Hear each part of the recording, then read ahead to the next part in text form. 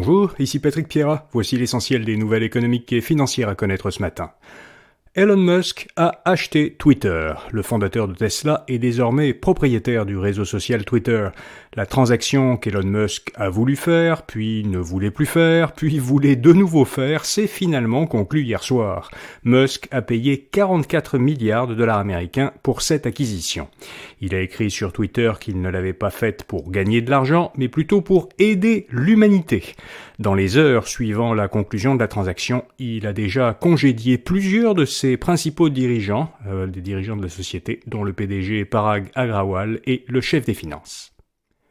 La consommation d'énergie fossile atteindra un sommet en 2030 avant de descendre. C'est ce que prévoit l'Agence internationale de l'énergie. Elle prévoit aussi que les émissions mondiales de carbone attribuables au secteur de l'énergie vont culminer en 2025. Ces pics surviendraient donc plus tôt que ce que prévoit actuellement la plupart des pays, soutient l'agence dans un rapport. La guerre en Ukraine accélère la transition énergétique. Le manque de gaz provenant habituellement de la Russie force la main à plusieurs pays développés. Déjà, plusieurs d'entre eux revoient leur modèle d'approvisionnement en énergie et augmentent leurs investissements dans les énergies vertes et renouvelables.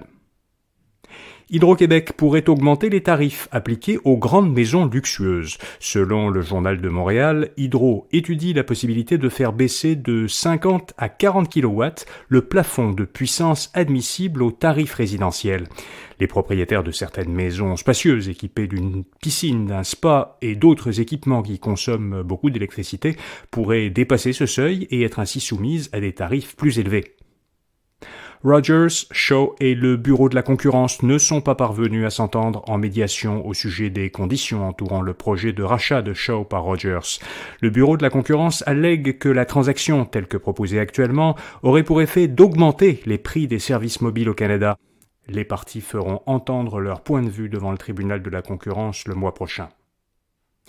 La start-up montréalaise Renault Run licencie 210 employés, dont 80 au Québec. Renault Run avait obtenu en février un financement de 142 millions de dollars américains pour développer son service de livraison de matériaux de construction aux entrepreneurs généraux. L'entreprise, qui comptait jusqu'ici 500 employés, craint désormais une baisse des dépenses en rénovation. Ubisoft affiche une perte nette de 257 millions de dollars pour son semestre terminé le 30 septembre. L'entreprise française de jeux vidéo explique cette perte principalement par l'abandon et le report de certains jeux. Ubisoft emploie à Montréal environ 4500 personnes, qui constituent le quart de ses effectifs mondiaux. Amazon prévient qu'elle prévoit la plus faible croissance de son histoire pour un trimestre de fin d'année. L'entreprise s'attend à ce que ses ventes augmentent dans une fourchette de 2 à 8%, ce qui est sous ses standards habituels pour cette période. L'action d'Amazon a d'ailleurs perdu 13% de sa valeur hier soir dans les transactions qui ont suivi la fermeture des marchés. Et puis la joueuse de tennis lavalloise Leila Annie Fernandez est la 10e athlète féminine la mieux payée au monde, selon Sportico, une firme spécialisée dans les finances sportives. Sur 12 mois, l'athlète de 20 ans avait gagné fin mai un total de 6,4 millions de dollars américains, venant principalement de contrats publicitaires. Les joueuses de tennis Naomi Osaka et Serena Williams arrivent au sommet du palmarès avec respectivement 53 et 35 millions de dollars américains de revenus. Voilà, vous savez l'essentiel.